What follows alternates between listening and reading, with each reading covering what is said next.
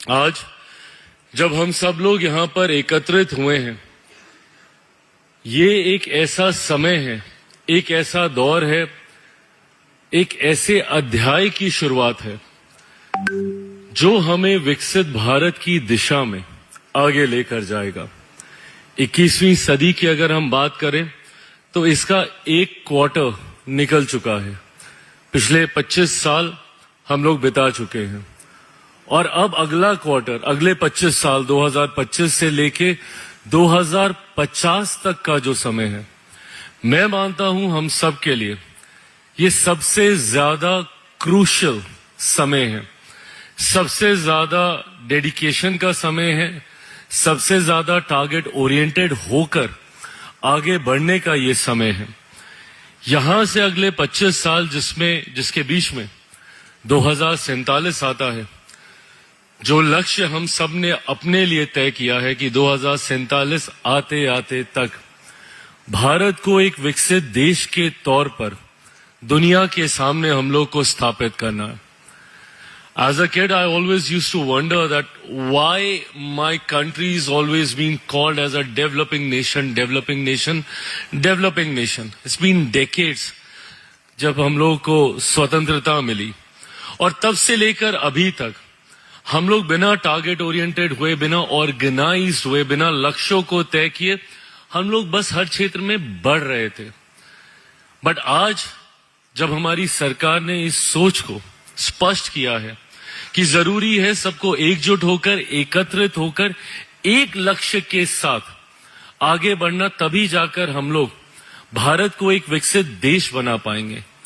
नहीं तो संभवतः अगली एक और सदी तक हम लोग यही सुनते रहेंगे कि भारत एक डेवलपिंग नेशन है।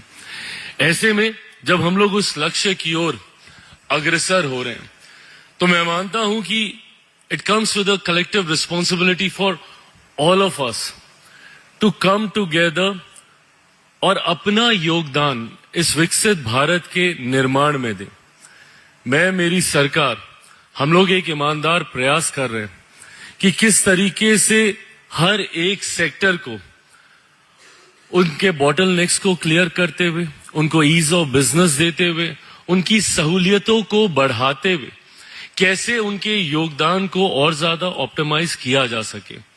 पर मैं मानता हूं कि अभी भी हम लोग को एक लंबा रास्ता तय करना है।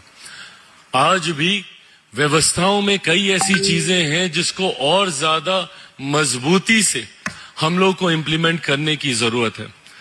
मैं अपने ही क्षेत्र की बात करूं, प्रधानमंत्री जी ने मुझे फूड प्रोसेसिंग इंडस्ट्रीज की जिम्मेदारी दी है और मैं मानता हूं कि ये एक ऐसा सेक्टर है जो आने वाले दिनों में विकसित भारत की एक मजबूत नींव को तैयार करेगा। भारत एक कृषि प्रधान देश है, भारत की एक बड़ी आबादी एग्रीकल्चर से जुड़ी हुई है। एक समय था हमारे देश में जब उत्पादन, प्रोडक्शन हम लोग के लिए मैटर ऑफ कंसर्न था।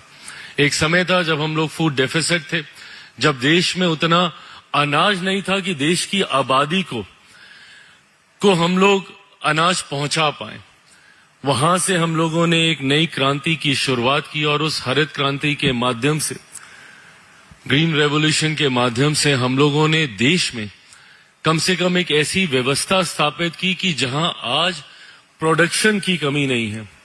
आज हमारे पास इतना अनाज है कि ना सिर्फ हम अपने देश की आबादी की जरूरतों को पूरा कर सकते हैं, बल्कि कई और देशों की जरूरतों को भी हम लोग पूरा करने का सामर्थ्य हम लोग रखते हैं।